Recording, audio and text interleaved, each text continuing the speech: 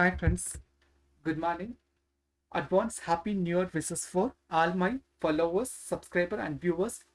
I have provided the payment business analyst training for student and corporate people. In case you would like to join the course, please approach for me at tamilbusinesstechnews@gmail.com. In this video, let's we talk about Telex Transfer or Telegraphic Transfer. Simply we called as a TT payment. Introduction of Telex Transfer. This is a very old method of electronic transfer. It should be created for the 1990s. Observation of Telex Transfer we called as a TT payment. Some country we called as a telegraphic transfer also. The scope of the payment is overseas as well as a domestic. Okay, the transaction should be happen for the wire cable. Similar kind of our wire transfer. The payment should be scope for, already said that it's overseas transaction as well as a domestic transaction. Simply the transaction should be happen for the telex network of teleprints. Teleprints mean nothing is that same similar kind of text based message transaction, same how we are used to for the SIP network. MT1 101 202 202 cover MT 103, similar kind of pattern used for the telex transfer. So it's a text based transactions.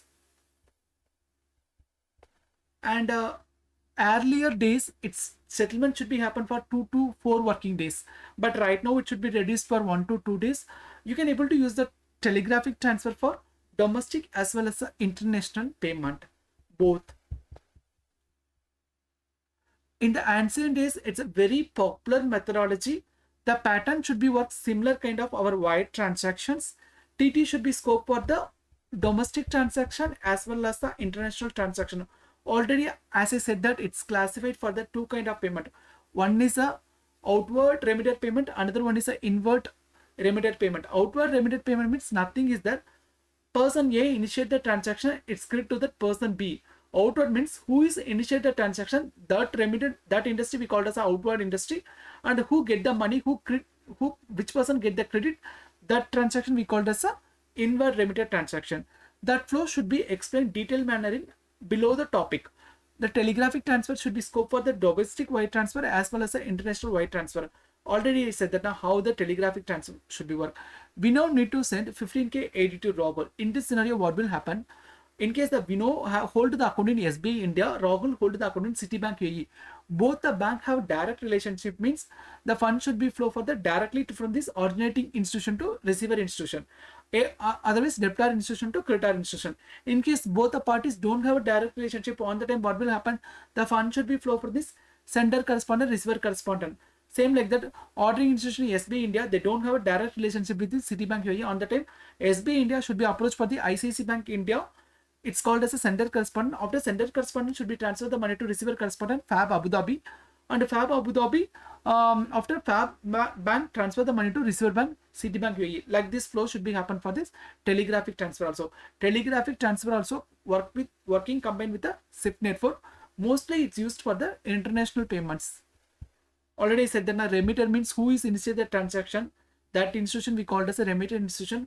Who get the credit, that institution we called as the beneficiary institution.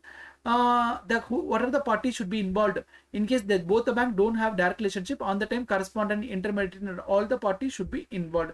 Similar kind of pattern should be used for the telegraphic transfer also. This is the simple flow.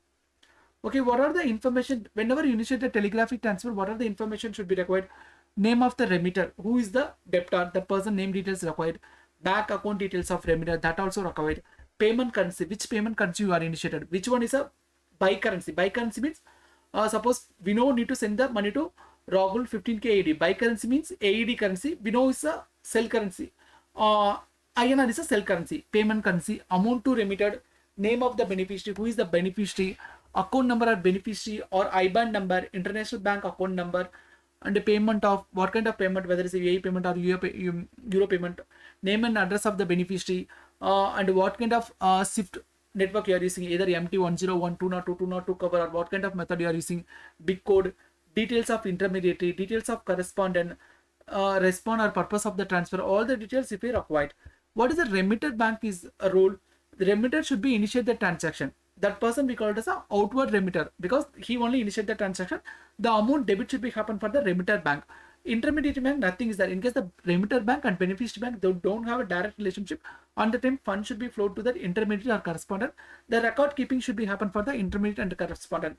Beneficiary bank, nothing is there. Who is the final beneficiary? That person holding the account is the beneficiary bank. That beneficiary bank should be do all the anti-money laundering, KYC validation, and all the account validation, credit risk validation, and everything validation should be happen. What validation should be done from this ordering customer side?